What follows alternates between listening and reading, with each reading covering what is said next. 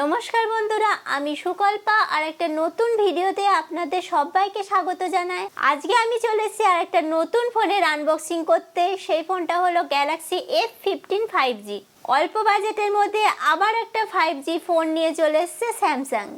এই ফোনটার price start হচ্ছে মাত্র 11,999 টাকা থেকে। তবে 11,999 টাকায় আপনি পাবেন শুধুমাত্র 4GB র্যাম এবং 128GB স্টোরেজ। এর আর একটা ভার্সন রয়েছে 6GB এবং 128GB, যার দাম 13,500 টাকা। তো চলুন ফোনটার আনবক্সিং করে নিই এবং দেখা যাক বক্সের মধ্যে কি কি রয়েছে। দেখতেই পাচ্ছেন ফোনটার বাক্সটা বেশ পাতলা, তাই বোঝাই যাচ্ছে এই ফোনের মধ্যে আবার কোনো রকম চার্জার নেই। বক্স খুললেই আমরা প্রথমে দেখতে পাবো স্যামসাং গ্যালাক্সি F15 5G।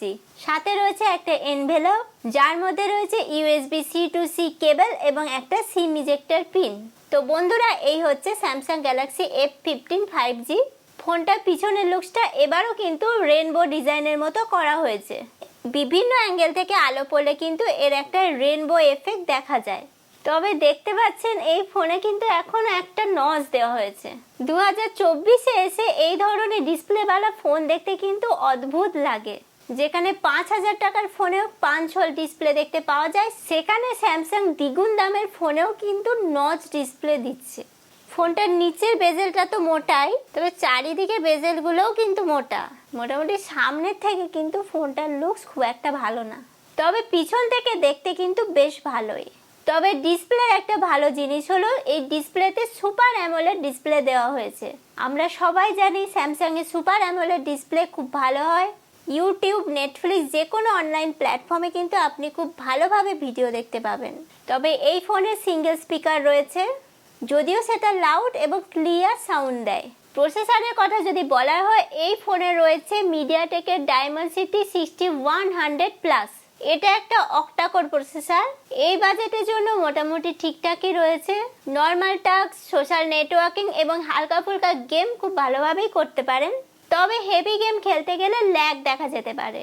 এছাড়া এই ফোনে রয়েছে 6000 মিলিঅ্যাম্পিয়ারের ব্যাটারি, যার জন্য কিন্তু ফোনটা খুব মোটা এবং খুব ভারী।